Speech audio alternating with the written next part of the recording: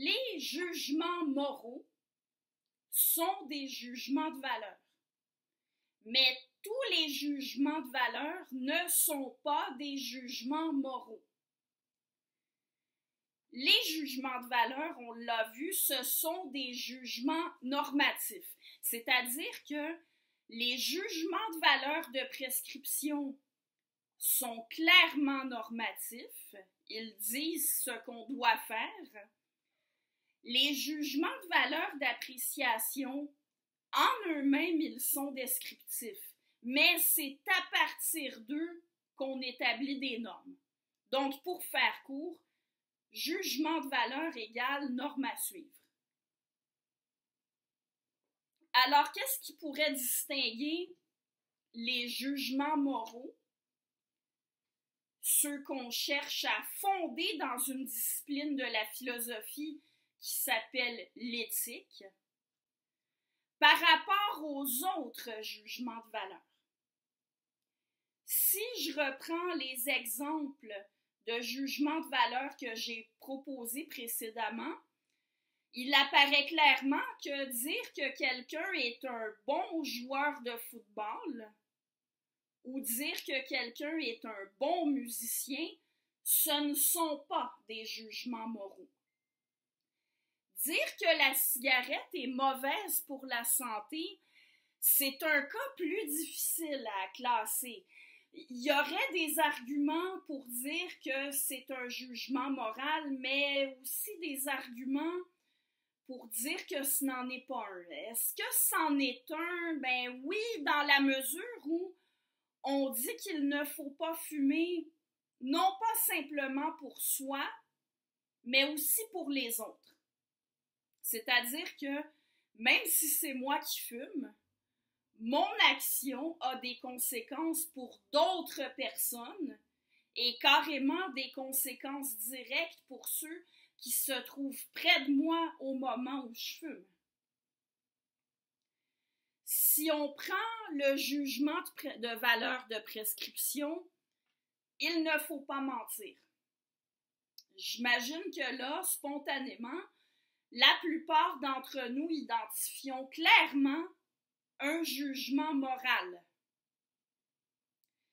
D'ailleurs, il repose sur un jugement de valeur d'appréciation, comme tous les jugements de valeur de prescription. Et ce jugement de valeur d'appréciation, on pourrait l'énoncer comme suit. Le mensonge est immoral. Alors, qu'est-ce qui pourrait distinguer le jugement sur le mensonge des autres exemples de jugement de valeur que j'ai donnés? Là, ça me semble important de faire une parenthèse sur ce que signifie avoir un sens moral et aussi sur ce qu'est l'éthique pour pouvoir définir le jugement moral. Alors, avoir un sens moral, ce n'est pas simplement le fait de se conformer à des normes. Bien sûr que la morale, c'est une série de normes qu'on peut aussi appeler des règles. On parle de normes éthiques, des normes qu'encore une fois, une discipline de la philosophie qu'on appelle l'éthique cherche à fonder rationnellement. En éthique, on veut établir ce qu'on doit faire, mais ce qu'on doit faire, c'est un peu court. Qu'est-ce qu'on doit faire? Ben, ça dépend. Mais plus spécifiquement, en éthique, on cherche à établir, pour ainsi dire, ce que tout être humain doit faire. Avoir un sens moral, c'est le fait de se sentir lié par des règles d'une importance particulière. Des règles qu'on devrait tous respecter, indépendamment des buts ou finalités personnelles qu'on poursuit, indépendamment de ses désirs, de ses préférences. Ici, deux traits distinctifs des jugements moraux par rapport aux autres jugements de valeur ressortent. Premièrement, ce sont des jugements de valeur qui ont une plus grande importance que les autres. C'est-à-dire qu'on trouverait plus grave de déroger à une norme morale qu'à une norme qui n'est pas une norme morale. Et ils ont aussi une portée plus large que les autres jugements de valeur.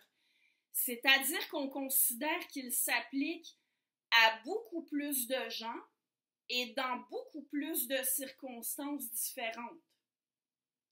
Bref, les jugements moraux, ce sont des jugements de valeur pour lesquels on se sent davantage obligé d'obéir aux prescriptions qui viennent avec. Et on considère que les autres devraient eux aussi obéir à ces prescriptions. Ici, on peut penser au point de vue du philosophe Kant. Kant, il va particulièrement loin dans ce sens-là. Pour lui, une prescription morale n'admet aucune exception, quelles que soient les circonstances, quelles que soient les conséquences qu'on peut anticiper suite à nos actes. Sans aller aussi loin que Kant, une éthique de type conséquentialiste, c'est-à-dire qui évalue la valeur morale des actions selon leurs conséquences. Et ici, je dois dire que je me range de l'avis de Sam Harris, Peter Singer et d'autres philosophes qui défendent une morale conséquentialiste. Les gens défendent tous leurs principes moraux avec des arguments conséquentialistes.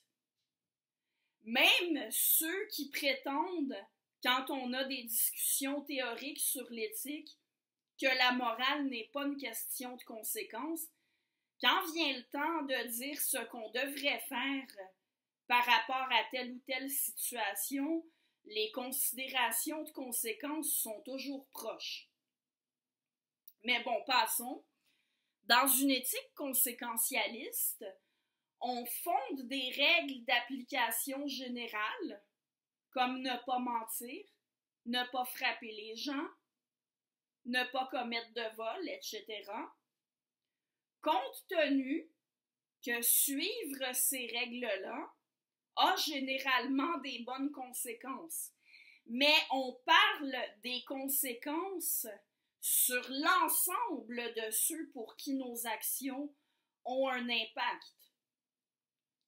Pas des conséquences relativement à mes finalités personnelles, pas relativement à mes préférences, à ma personne.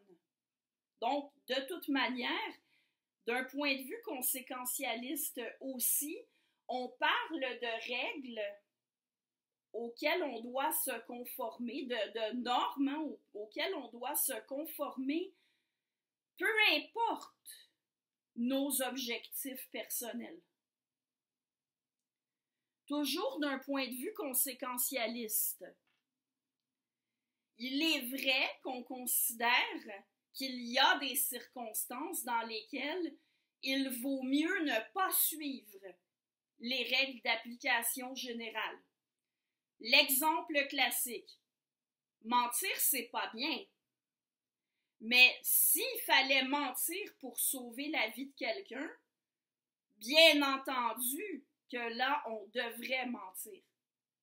Mais vous remarquerez que ce n'est pas parce que je préfère mentir que je dois mentir dans ces circonstances-là, mais bien parce que quelque chose d'indépendant de mes finalités personnelles et de mes préférences me le commande. Je dois épargner la vie d'un humain. Pour bien montrer la différence entre des jugements moraux et des jugements normatifs qui ne sont pas des jugements moraux, prenons des exemples. Si quelqu'un veut devenir guitariste, il y a des choses qu'il doit faire pour atteindre sa finalité. Notamment, il doit s'exercer souvent à la guitare. Devenir un bon musicien, ça demande beaucoup de travail. Cependant, il doit s'exercer à la guitare seulement dans la mesure où il a comme finalité personnelle de devenir guitariste. Voyez, moi, je ne m'exerce jamais à la guitare, mais je veux pas être guitariste non plus. Alors du coup, j'ai pas de raison de m'exercer à la guitare. Ce n'est aucunement un devoir moral de s'exercer à la guitare. Il faut s'exercer à la guitare. C'est un jugement normatif qui s'applique uniquement en vertu d'un objectif personnel. Contrairement à des jugements comme « il ne faut pas mentir »,« il ne faut pas voler »,« il ne faut pas frapper les gens ». Ça, ce sont des jugements normatifs qui s'appliquent indépendamment des finalités personnelles qu'on peut avoir. Oui, ce sont des règles que l'on suit en vue de finalité, mais ce ne sont pas des finalités personnelles, ce sont des finalités collectives qui nous concernent tous. Bon, c'est certain qu'on pourrait objecter que si on admet le point de vue conséquentialiste, la différence entre une norme éthique et une norme liée à des finalités personnelles n'est pas nette. On pourrait très bien arguer que si que les règles plus générales, si on prend les règles comme ne pas mentir, ne pas voler, ne pas user de violence, ne pas s'entretuer, ben, on constate qu'elles servent des finalités qui sont généralement les finalités personnelles de pas mal tout le monde. Celle de vivre dans une société sécuritaire, coopérative.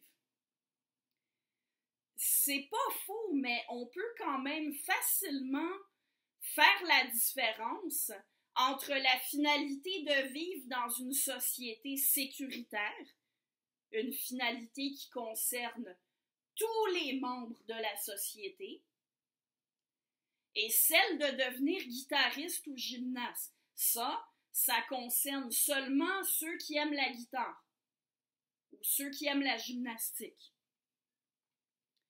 Vous savez, ce n'est pas parce que la différence entre deux choses n'est pas nette, coupée au couteau, qu'elle n'existe pas. J'ai d'ailleurs reconnu d'emblée que la catégorisation que je propose ici, comme toutes les catégorisations, elle échoue à éviter qu'il y ait des cas difficiles à classer et même des cas impossibles à classer. Le mensonge est immoral, c'est évident que c'est un jugement moral. Dimebag Darrell était un bon guitariste, ça c'est évident que ce n'est pas un jugement moral. La nourriture des chaînes de restauration rapide est mauvaise pour la santé. Ça c'est un jugement de valeur, mais est-ce que c'est un jugement moral ou non? D'un côté, on pourrait dire que la santé est une finalité qui nous concerne tous, dont on devrait tous se soucier. De l'autre, on pourrait dire qu'un adulte qui se nourrit mal ne fait de mal qu'à lui-même et que du coup, on n'a pas de reproche à lui faire sur le plan moral. C'est difficile de trancher ici. Mais je réitère que le fait qu'il y ait des cas difficiles à classer n'enlève pas l'existence d'une différence entre un jugement moral et un jugement de valeur qui n'est pas un jugement moral. Je vous retrouve pour parler des jugements de préférence.